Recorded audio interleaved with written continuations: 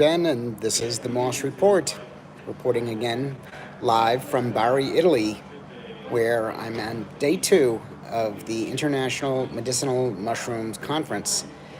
And I wanted to give you guys a little bit of an update on a couple of different breakout sessions that I attended today.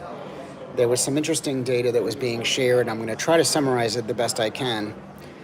The first one was by one of the moderators who gave a very interesting talk on the subject of combined mushroom products and their health effects versus unique and individual mushroom products.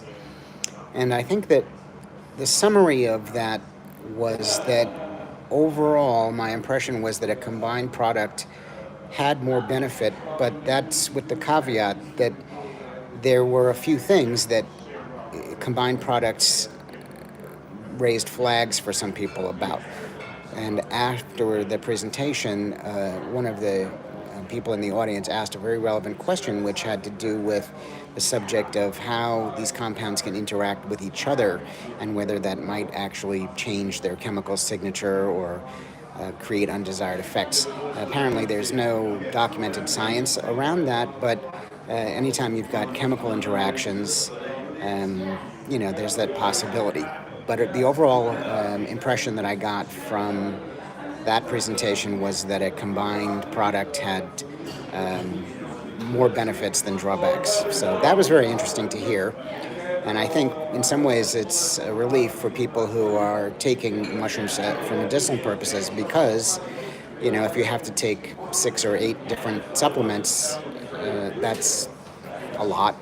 And in some ways I think the dosages don't really require that you have so much of it, but just to have some in the body seems like it's worthwhile.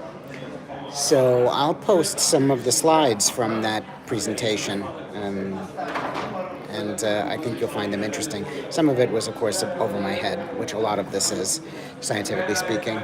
But, all right, and then the next conference that I was in was the impact of medicinal mushroom extracts on, ribosomal biogenesis, translation, and metabolic pathways in colorectal cancer, a proteomics study by Boris Jakopovic from Croatia.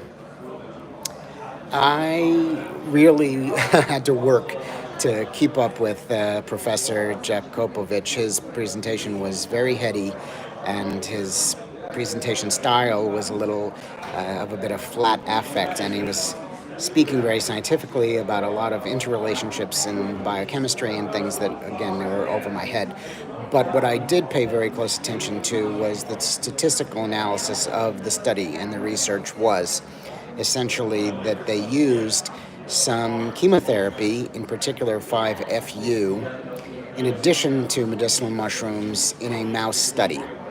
And the results were correlated over, after 55 days, what the life expectancy was of the control, which was a mouse. And without any treatment at all, the life expectancy, the outcome, there were no survivors. And with the 5-FU, it was something like 70-something% of the control were still alive after that period of time. And with the addition of the mushrooms, it was increased by about 10% in terms of the percentage of the mice that were still alive after that period of time. So they're going to continue to do their research and study the effects of adding medicinal mushrooms to conventional treatments, to chemotherapy, in order to add some additional effect of positive outcome for a patient.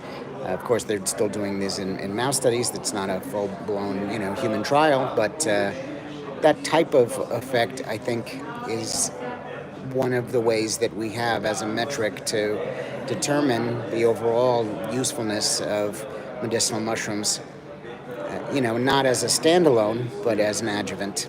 So anyway, that's the update for this morning. We've got a couple more interesting conferences coming up this afternoon. One of them is on the physiochemical characteristics and anti-breast cancer properties of medium molecular weight sulfated polysaccharides from Latiporus sulfurus. So we'll see how that one goes. If it's worth reporting back to you on, I will. And actually, there's some more interesting presentations coming tomorrow, which will be more reports on. I'll continue posting pictures and updates as we go. Thanks for following. For the Moss Report, I'm Ben Moss. How are you healing today?